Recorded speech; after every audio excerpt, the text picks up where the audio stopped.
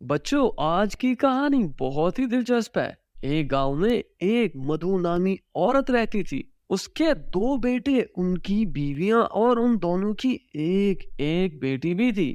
उसके बड़े बेटे का नाम मनीष था। मनीष शहर में कारोबार के लिए जाता, जबकि उसका छोटा बेटा कार्तिक अपने भाई का हाथ बढ़ाता था। मनीष घर आकर अपनी माँ मधु से कहता कि सारा कारोबार मैं अकेला ही करता हूँ। मेरा छोटा भाई कार्तिक, उसे तो काम करना भी नहीं आता। मधु अपने बड़े बेटे, उसकी बीवी और उसकी बेटी से बहुत प्यार करती थी। उसकी बड़ी बहू का नाम राधा था, उसकी बेटी का नाम चिंकी था। मधु के छोटे बेटे कार्तिक की बीवी का नाम निशा था। निशा दिखने में खूबसूरत नहीं थी और उसकी बेटी प्रीति भी अपनी माँ की तरह काली थी। मधु चिंकी के लिए बाजार से बहुत अच्छे अच्छे खिलौने लाती, मगर प्रीति के लिए कुछ ना लाती। मनीष अपनी बीवी और बेटी के साथ बैठकर अच्छे अच्छे होटलों में खाना खाने जाते, जबकि कार्तिक उसकी बीवी और बेटी को खाने के लिए कुछ न देते थे। एक दिन कार्तिक शहर में काम के सिलसिले के लिए जा रहा था, तो उसका रोड पे एक्सीडेंट हो गया। उस एक्सीडेंट की वजह से वो मर गया। मधु ने निशा से कहा, निकल जाओ मेरे घर से, दफा हो जाओ। मेरे बेटे को तुम खा गई हो। अम्मी जान, मैं आपसे माफी मांगती हूँ। मैंने जानबूझकर कुछ नहीं किया। जो ऊपर वाले को मंजूर होता है वो ही होता है। मेरे घर से अभी निकल जाओ। तुम्हारी और तुम्हारी बेटी की यहाँ कोई जगह नहीं। अम्मी हमें घर से ना निकाले, हम कहाँ जाएंगे? हमारे पास तो कोई रहने की जगह ही नहीं। मेरी बला से जहाँ भी तुम्हें जाना है जाओ। मेरे पास इतने पैसे नहीं कि तुम लोगों को खिलाते पिलाते फिरें। निशा अपनी बेटी को साथ लेकर घर से चली जाती है। वो चलते चलते जंगल में पहुंच जाती हैं। जब वो जंगल के रास्ते जा रही थी, तो उन्हें एक पौधा नीचे गिरा हुआ नजर आता है। यहाँ पौधा क्यों पड़ा होगा? जंगल में तो कोई भी नहीं आता जाता, फिर ये पौधा ऐसे क्यों पड़ा है? अम्मी, हम इस पौधे को साथ ही ले जाते हैं ना। जहाँ हमें ठिकाना मिलेगा वहीं इसे लगा देंगे। ठीक है बेटी, हम इस पौधे को अपने साथ ही ले जाते हैं। वो दोनों उस पौधे को साथ लेकर चली जाती हैं। चलते चलते जंगल में उन्हें एक झोपड़ी नजर आती है। अम्मी, ये झोंपड़ी किसकी होगी? जंगल में कौन रहता है? पता नहीं बेटी, यहाँ कौन रहता होगा।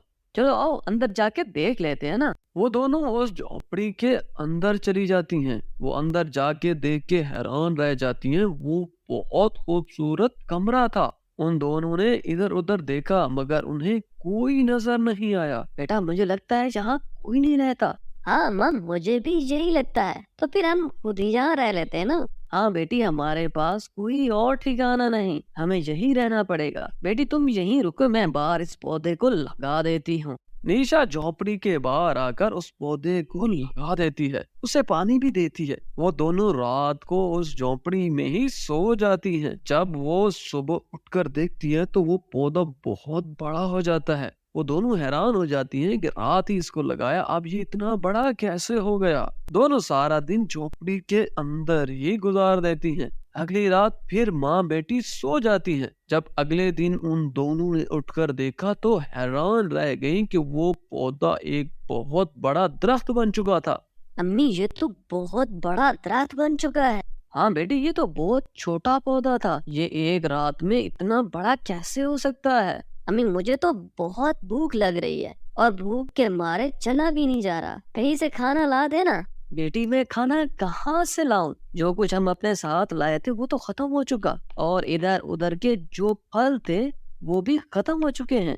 चलो ठीक है, मैं बाहर कुछ देखती हूँ। निशा ये सब कहकर बाहर आ जाती है। वो दरख्त के नीचे बैठकर रोते हुए कहती है, अब मैं क्या करूं? कहाँ से इसके लिए खाना लाऊं? उसके बाद निशा रोना शुरू कर देती है। जैसे ही निशा के आंसू दरख्त की जड़ पर गिरे, तो उस पेड़ के इर्द गिर्द रोशनी हो गई और पेड़ के ऊपर झुमके चमकने लगे। वो उन्हें देखकर बहुत हैरान हुई। निशा, ये कैसे हो सकता है? दरख्त पर झुमके कैसे आ सकते हैं? क्यों नहीं हो सकते? तुम बोल भी सकते हो। हाँ, मैं एक जादुई दरख्त हूँ और मैं बोल भी सकता हूँ। और मैं तुम्हारी मदद जरूर करूंगा। निशा और दरख्त जब वो बातें कर रहे थे तो उसकी बेटी भी आ जाती है। अम्मी ये कितना खूबसूरत दरख्त है, इस पर झुमके क्यों लटक रहे हैं? मैं एक जादुई दरख्त हूँ, मैं तुम दोनों की मदद करूंगा और जो तुम कहोगी मैं वो कर दूंगा।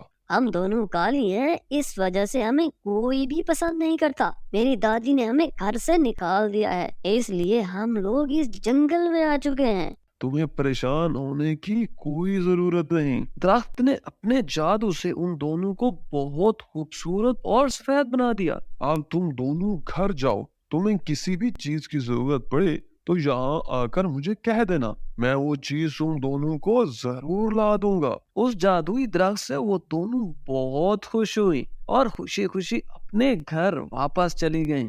तो बच्चों, अगर आपको हमारी कहानी पसंद आई तो हमारी वीडियो को लाइक करें और हमारे चैनल को सब्सक्राइब करना मत भूलिए, ताकि आने वाली मजे मजे की कहानियां आप लोगों तक पहुंच सके। Bye bye.